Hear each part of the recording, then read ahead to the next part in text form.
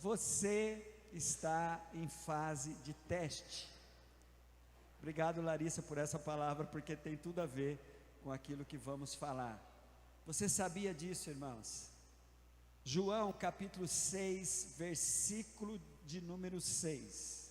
A Bíblia diz assim: mas dizia isto para o experimentar, ou para o testar, porque ele bem sabia o que havia de fazer. Essa semana os apriscos esteve sendo edificados com esta palavra, a maioria dos apriscos, e nunca aconteceu isso, irmãos, primeiro a palavra para o aprisco, depois vir para a igreja, é sempre o contrário, a palavra acontece aqui para ruminá-la, para ela ser ruminada no aprisco. Mas essa semana eu estava olhando para esta palavra, eu falei, eu preciso compartilhar isso com a igreja, eu preciso que você saiba disso, que a vida é um constante teste, para que nós nos posicionemos diante dessas duas possibilidades. Preste bem atenção nisso, não tem para onde correr, irmãos, diante dos desafios da vida, ou você vai fazer parte da solução, ou você vai fazer parte do problema. Quando se neutraliza, não quero me envolver, já é um problema. E Jesus criou um ambiente desse com os seus discípulos, lá na primeira multiplicação dos pães, que nós estudamos, nós meditamos no aprisco hoje, essa semana. Ontem mesmo estive num aprisco lindo lá em Ministro Andreasa, o aprisco Firmados na Rocha, foi lá para Ministro Andreasa, na casa da irmã Gislaine, na casa do nosso irmão Celso, e foi muito bom ali. Até o Celso fez uma brincadeira que lá, como é um sítio, né? Lá o aprisco ficou chamado Firmados na Roça. E nem fui eu que fiz essa piadinha, tá? Foi ele. Falei, estou fazendo discípulo já, né? Então, firmados na roça. Estávamos ontem firmados na roça. Queridos, e os apriscos estiveram debruçados nisso. Agora, olhe para esta palavra de Jesus na primeira multiplicação dos pães, a partir do versículo de número 5 do capítulo 6. Então Jesus, levantando os olhos, vendo uma grande multidão que vinha ter com ele, e disse a Filipe: onde compraremos pães para estes comerem? Mas dizia isso, conforme já lemos, para experimentar, porque ele bem sabia o que havia de fazer. Filipe respondeu: 200 dinheiros de pão não lhe bastarão, para que cada um tome um pouco. Então, um dos discípulos, chamado André, irmão de Simão Pedro, disse-lhe: está aqui um rapaz, que tem 5 pães de cevada e 2 peixinhos, mas o que é isso para tanto? E disse Jesus: mandai assentar os homens. E havia muita relva naquele lugar. Assentaram-se, pois os homens em número de quase 5.000. E Jesus tomou os pães, e havendo dado graça, repartiu pelos discípulos, e os discípulos pelos que estavam assentados, e igualmente também dos peixes, quando eles queriam. E quando estavam saciados, quanto eles queriam, enquanto estavam saciados, disse aos seus discípulos: recolhei os pedaços que sobejaram, para que nada se perca. Queridos, olha aqui para mim, isso aqui é uma preparação, por isso que eu quero que você leia o capítulo 6 de João inteiro. Isso aqui é uma preparação para o que Jesus vai fazer a partir do versículo de número 25 do capítulo 6, que é quando Jesus vai se apresentar como sendo o pão da vida. Essa passagem bíblica é muito peculiar, porque Jesus vai estar preparando os discípulos para tomar uma decisão aqui. Houve algumas exceções de Deus nessa passagem bíblica. Houve uma revelação de Deus aqui sobre quem somos nós diante dos desafios que temos para enfrentar. E é bem assim mesmo, irmãos. Diante dos desafios da vida, você vai ter os Filipes. Quem são os Filipes? Ou você é um Filipe, ou você é um André. Por quê? Filipe é aquele indivíduo que tem sempre um problema para cada solução. Sabe, tem pessoas assim, que tem sempre uma dificuldade para ser apresentada diante de uma situação que precisa ser resolvida. Felipe jamais faria essa oração da Larissa: Senhor, se o Senhor precisar de mim, eu estou aqui.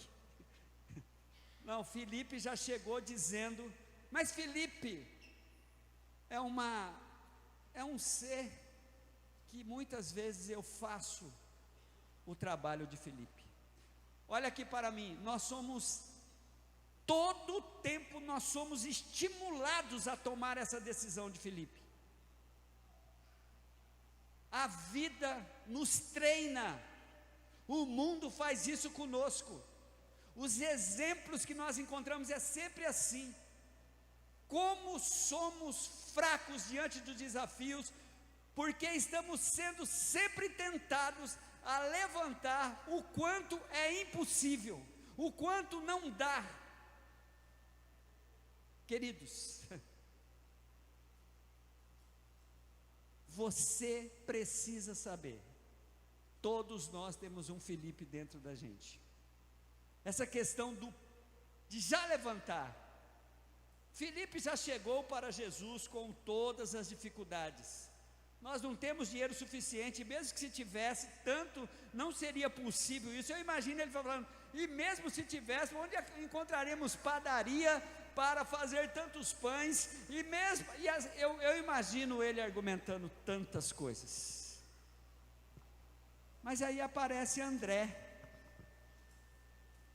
E para mim, irmãos, na minha percepção, ou você, diante dos seus desafios, você é um Felipe ou você é um André. Não tem jeito. O que é André? André faz uma coisa muito interessante. Ele fala para Jesus aqui, está aqui um rapaz. Ele tem 5, nem era dele. Ele tem 5 pães e 2 peixinhos. O que é isso, né? Para tanta gente. André está assim, olha, ele está quase sendo um Felipe, mas ele pelo menos está colocando diante de Deus uma possibilidade. Diga comigo, possibilidade. É isso que ele está fazendo, ele está colocando diante de Deus, diante de Jesus, o que era preciso.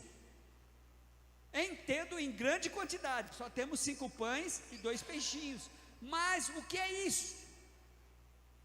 Então André é aquele que está sempre pronto para, antes de levantar as dificuldades, ele vai pensar numa possibilidade de solução. Irmãos, olhe para mim, por favor. Sempre tem uma possibilidade de solução. Não existe problemas aqui na terra que não tenha uma declaração de solução vinda do céu. Saiba disso, sempre vai ter alguma saída, sempre vai ter. Felipe então, André então, nos coloca diante desta realidade. A Bíblia diz que um dos discípulos, André, irmão de Simão Pedro, disse-lhe: está aqui um rapaz, versículo 9, ele tem 5 pães, mas o que é isso para tantos? Pois bem, é interessante que Jesus não fala nada com relação às atitudes dos discípulos, e aí aparece um terceiro personagem, irmãos, este menino, este garoto. Esse garoto, ele estava preparado. Ontem no aprisco, alguém levantou a possibilidade dele estar falando assim: eu tenho o meu, quem tem mais aí? Aquele menino talvez estava querendo estimular os outros a cada um pegar, mas ele foi o que não escondeu o seu lanche, ele foi o que não escondeu o que ele tinha. E quando ele é desafiado a entregar o que ele tinha, ele entrega. Esse menino não precisava do milagre, mas ele não criou nenhuma barreira para que o milagre fosse realizado. Na verdade, ele tinha nas mãos que precisava. E outra coisa fundamental, nos milagres de Deus, Ele sempre vai precisar do nosso envolvimento. Você precisa se envolver, você precisa querer, você precisa se dispor. E tem uma coisa maravilhosa nesse texto também, que é a ordem de Jesus. Jesus falou assim, ó, manda eles se assentarem. Tem um detalhe em Lucas que eu acho muito interessante, só vou citá-lo, os irmãos conhecem, porque nos apriscos isso foi buscado lá. É quando lá em Lucas capítulo 9, Jesus manda que eles se assentem em grupo de 50, Lucas 9, 14 e 15, Jesus mandou que houvesse organização de pequenos grupos ali, de 50 e 50, segundo o número dos dois evangelistas, tinha ali cerca de 5 mil homens. Jesus manda fazer algo, queridos, que aqui é algo que precisa chamar a atenção. Ele quer organizar o caos da nossa vida. Fica imaginando uma multidão faminta, cansada. Eu fico imaginando o caos daquele ajuntamento de gente. Aí Jesus manda organizar. Ele manda que as pessoas se sentem. Há uma disposição do Senhor aqui em mandar você, respira fundo aí, calma, olhe direito para a situação, se assente. É Deus organizando os nossos caos.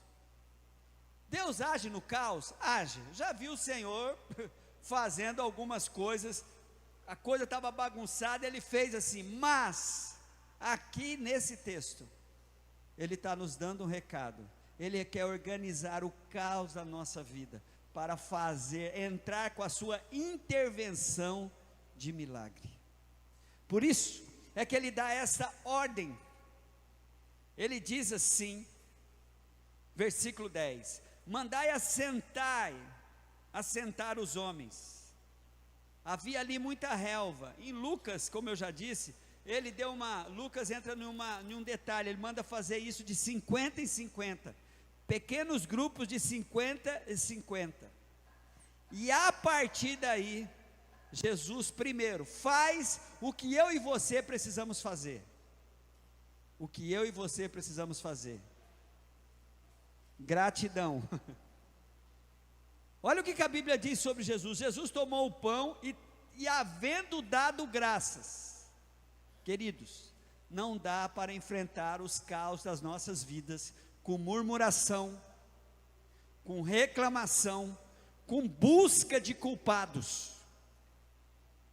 A gente precisa entender que você é uma pessoa privilegiada, que Deus está te dando esse desafio da sua vida, para que você e Ele sejam parceiros na solução do problema. É maravilhoso demais quando Jesus desafia Filipe, depois aceita a proposta de André. O Senhor está sempre nos chamando, nos envolvendo no seu sobrenatural. Há uma parceria de Deus nisso.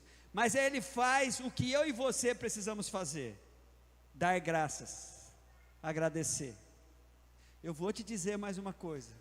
Essa sua disposição de primeiro começar a reclamar, de primeiro começar a fazer esse seu mimimi desgraçado, que não faz você olhar para a solução, você só reclama, não tem milagre na murmuração.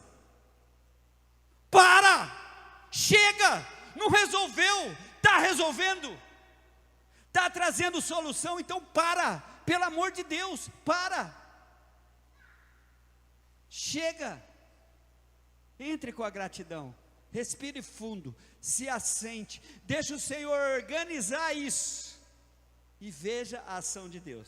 Então Jesus faz o que eu e você precisamos fazer, mas Jesus faz o que só Ele pode fazer. Então deixa com Deus, tem coisas que você precisa fazer. o se assentar, o se acalmar, o colocar nas mãos de Deus o que você tem, não o que você não tem. Você não tem 200 dinheiro? Coloque na mão de Deus o que você tem, não o que você não tem. Senhor, está aqui, isso aqui é o que eu tenho. Tudo isso é o que você pode fazer. Colocar na mão de Deus o que você tem, se dispor, entrar na parceria com Deus e entrar com a gratidão, se acalmar. Jesus mandou você assentar, senta, relaxa. Isso é a sua parte. Agora vem a parte de Deus. Deixa a parte de Jesus com Jesus. E quando eles estavam ali, depois de dar graças, ele então começa a fazer o sobrenatural, o impossível a partir do possível, com os pães na mão. A Bíblia diz no versículo de número 11 que ele repartiu pelos discípulos, e os discípulos que estavam repartiu pelos discípulos, e os discípulos pelos que estavam assentados, e igualmente também ele fez assim com os peixes. A quanto ele fez isso de maneira, gente, até que todos fossem saciados. Ele fez conforme aquela multidão estava querendo. E depois vocês vão ver por causa desse mistério, quando chegar lá, quando ele vai se apresentar como sendo o pão da vida. Mas não é para hoje.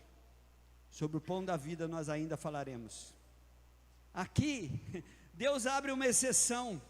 Ele dá o quanto eles queriam. Enquanto eles estavam querendo, o pão estava sendo repartido. Houve uma exceção de Deus ali. Sabe por quê? O princípio de Deus, na maioria das vezes, é sempre nos dar o que precisamos, não tudo o que queremos. Por isso que eu disse que aqui há uma exceção de Deus, porque Jesus estava preparando essa multidão para o que vai acontecer a partir do versículo de número 25, e você pode ler em casa nesse capítulo. Aí então o Senhor vem e faz o que só Ele pode fazer. Fique tranquilo, tem coisas na sua vida que só Deus vai poder fazer, ninguém pode fazê-lo. Ninguém pode fazê-lo, só o Senhor. A multiplicação é com o Senhor, mas o apresentar o que você tem, o se assentar, o se acalmar e ficar na expectativa de ser atendido, isso é contigo. E por fim, versículo de número 12. Há uma coisa diferente aqui do deserto. Os discípulos estavam talvez pensando no deserto quando o maná descia. Aqui não. No novo tempo, no Novo Testamento, na Nova Aliança, o Senhor então vai começar a nos trazer o princípio de cuidarmos da bênção, para compartilharmos a bênção. A bênção não é para ser disputada, por isso é que Ele deu para todos, até que todos fossem saciados. Mas há uma ordem final aqui, versículo 12: e quando estavam saciados, disse aos seus discípulos: recolhei os pedaços que sobejaram, para que nada se perca. A bênção não é para ser gasta de maneira imprópria. Há aqui uma perspectiva de que a jornada haveria de continuar. O Senhor, irmãos, não ia multiplicar os pães todas as vezes que precisasse. A multiplicação dos pães no registro da Bíblia foi por 2 vezes. Há uma estratégia, uma didática de Deus nos grandes milagres. Por isso, a última provisão, o Senhor fala para você não deixar que nada se perca. É uma bênção que é para ser guardada. Tem uma jornada. Não desperdice. Tenha isso na mente, tenha isso no coração, tenha isso como princípio.